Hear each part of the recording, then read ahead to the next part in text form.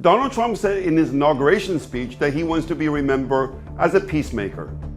The last US president who gave so much emphasis to world peace in his inauguration speech was Woodrow Wilson in 1913, on the eve of World War I. Is it too late for Trump to pull the world back from the brinks of World War III? Why does the Middle East offer Trump with the best opportunity for peace? What must go right and what could possibly go wrong? What should you be doing with your money right now?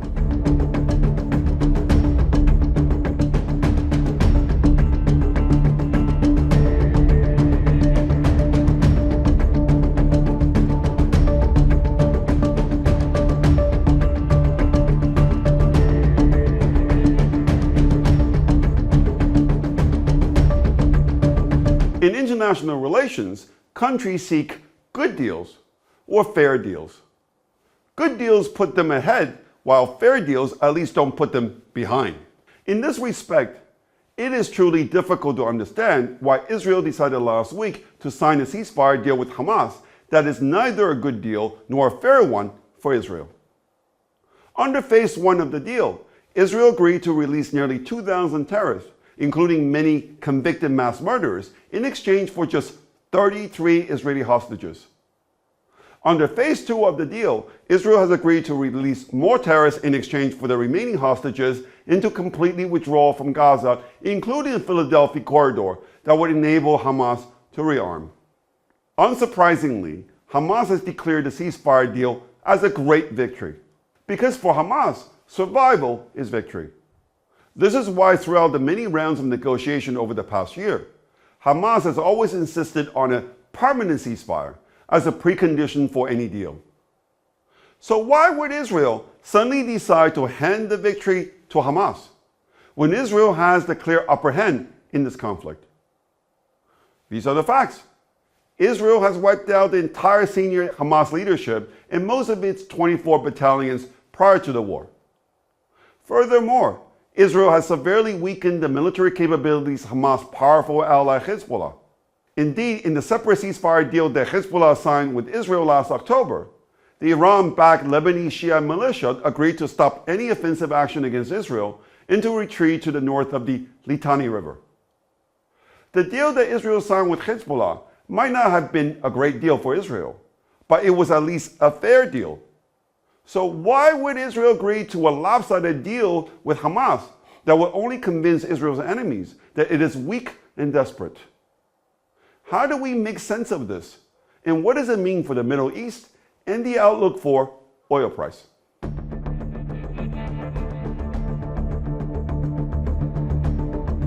The war in Gaza has polarized Israeli society. The Israeli left and the families of the Israeli hostages have been mounting daily protests since the war started, demanding the Netanyahu government to prioritize the return of the hostages. But we should not overstate the importance of these protests in Netanyahu's decision to sign the ceasefire deal. Netanyahu has seen a revival of his approval rating over the past 6 months, and his coalition government is holding up against all odds. In other words, there is no overwhelming domestic pressure for Netanyahu to agree to a bad deal right now. In fact, if anything, two of his coalition partners have threatened to leave the government over the deal. So why would Netanyahu decide to risk his government and do a deal the terms of which he had rejected only 6 months ago when Israel was in a less strong position as today? There's a lot of talk both in Israel and outside Israel about Netanyahu having succumbed to pressure from Trump to get the deal done before Trump's inauguration. The oil market seems to have bought the story, with oil price down since the ceasefire was announced. I'm not so convinced. Given Netanyahu's history of standing up to American presidents like Obama and Biden, I think the thesis that Bibi sold Israel down the toilet just to satisfy Trump's vanity is too easy and has too many holes. Whether you like Netanyahu or not, nobody can deny that he's a shrewd tactician, a chess player in the world of checker players. He was recently compared to Bismarck by the historian Niall Ferguson. I suspect there is more to the story than meets the eye. If you would allow me, I would like to build an alternative thesis on what is going on. And if I'm right, oil should be a buy on weakness over the next month.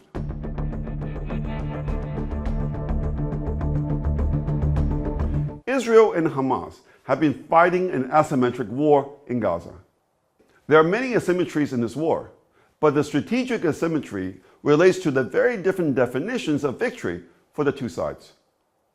As I already said, for Hamas, if it survives the war, then it will have won the war. Survival will boost its credibility and legitimacy across the Arab world, especially in the West Bank, where it's been engaging in a power struggle with the Palestinian Authority under Mahmoud Abbas. In this respect, Hamas faces a relatively low bar that promises huge rewards. Given this highly skewed risk-reward trade-off, I suspect it was probably not a particularly difficult decision for Hamas to invade Israel on October 7, 2023. In contrast, Israel faces a very high bar if it wishes to win the war. For Israel, a necessary but insufficient condition for a victory is the destruction of Hamas, to ensure that it pays the full price for invading Israel. This is probably what Netanyahu means when he talks about a total victory. But destroying Hamas' military capabilities is not enough to destroy Hamas. Hamas rules Gaza. If Israel wishes to destroy Hamas, destroying Hamas' non-military capabilities is as, if not even more important than destroying its military capabilities. It is very clear that after more than a year of fighting, Israel has done very little to weaken Hamas' non-military capabilities. And for this, Israel only has itself to blame. This is because Israel, or more specifically the Israeli Senior Military Command, has refused to take over the distribution of humanitarian aid in Gaza. This allows Hamas to take control of the humanitarian aid that it uses to pay salary to its new recruits and control the population. The humanitarian aid is the only economic lifeline in Gaza right now, and Hamas has a near monopoly over where it goes and who it goes to.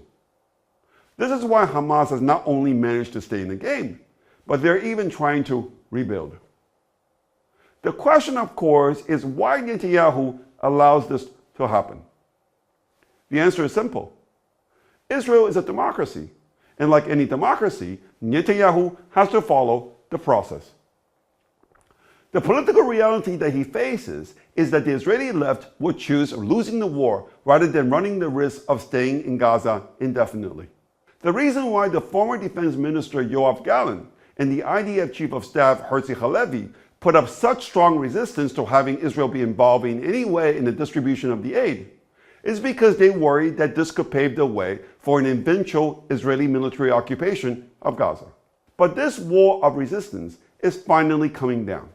Netanyahu fired Gallant in November, and Halevi handed in his resignation this week. Halevi will step down on March 6th at the end of the first phase of the ceasefire. I can't know for sure, but I suspect the ceasefire was the price that Netanyahu had to pay to get Halevi to vacate his post. If I'm right, after March 6th, once Halevi is gone, and the first 33 hostages, mainly women, elderly, and children, have all been returned, Israel will move to take away the economic lifeline of Hamas. Whether the IDF will take over the distribution of the aid, or that Israel will hire private international companies to do so with Israeli security protection, it is difficult for me to see the ceasefire deal holding beyond the middle of March. In my central scenario, fighting will resume in the spring.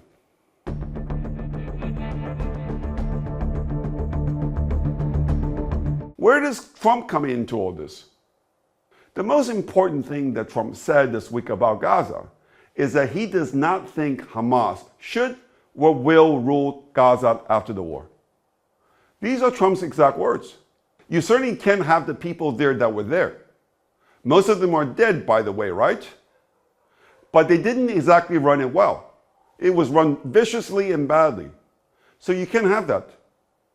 Trump went on to say that he was not optimistic that the ceasefire will hold through all three phases. It sounds to me that Trump and Netanyahu are on the same page about Hamas. I suspect there's even a bigger plan in motion, one that concerns Iran. Trump understands very well that a ceasefire in Gaza is a precondition for a deal between Israel and Saudi Arabia, and that a normalization of relations between Israel and Saudi Arabia is a precondition for creating an anti-Iran alliance in the Middle East. If Trump pushed Netanyahu hard over the ceasefire deal with Hamas, it may be a reflection of the sense of urgency in dealing with Iran that is on the verge of nuclear breakout. Reinforcing my view is the fact that since becoming president, the first call Trump has had with a foreign leader was with the Crown Prince of Saudi Arabia, Mohammed bin Salman. I think it is safe to assume that they talked about Iran and the normalization of ties between Saudi Arabia and Israel. It is not a secret that there is no love lost between the Saudis and Hamas, that the Saudis see as an Iranian proxy and a branch of Muslim Brotherhood. But the optics of sitting down with Israel while fellow Muslims are dying in Gaza is too much even for Saudi Arabia. I see the Gaza ceasefire as providing a window for Jerusalem and Riyadh to strengthen their ties in developing a joint position on Iran's nuclear program that threatens both of them. In my view, Netanyahu agreed to a bad deal with Hamas so that he could move forward in dealing with a far more dangerous enemy.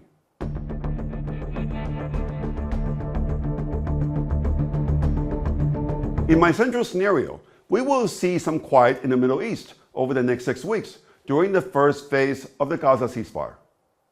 Israel has a strong incentive to not do anything to jeopardize the agreed return of the 33 hostages, and a new window of opportunity to do a deal with Saudi Arabia. Hamas will use the ceasefire to regroup, and Trump will keep the pressure on both Netanyahu and bin Salman to move quickly. Meanwhile, I think preparations will be made quietly to hit Iran's nuclear program. Israel will need to secure American bunker buster bombs to attack Iran's underground nuclear facilities, and the Saudis will need additional air defense to defend against potential Iranian retaliation. All this might push Iran to move even more quickly towards nuclear immunity, especially given Tehran failed last week to persuade Putin to sign a mutual defense treaty like the one that Putin did with North Korea last year. What this says to me is that even Putin, another great chess player, realizes that Iran is now a sitting duck and does not intend to get involved.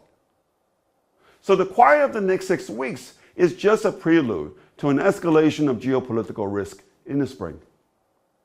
The risk to the scenario is that geopolitical risk breaks out sooner. Iran, which invented chess nearly 3,000 years ago, might decide to scuttle the ceasefire and/or the normalization talks between Israel and Saudi Arabia. The ring is tightening around Iran, but desperate countries do desperate things. I would look to buy some front-month oil futures if there's a further pullback over the next 4 weeks. Thank you for listening.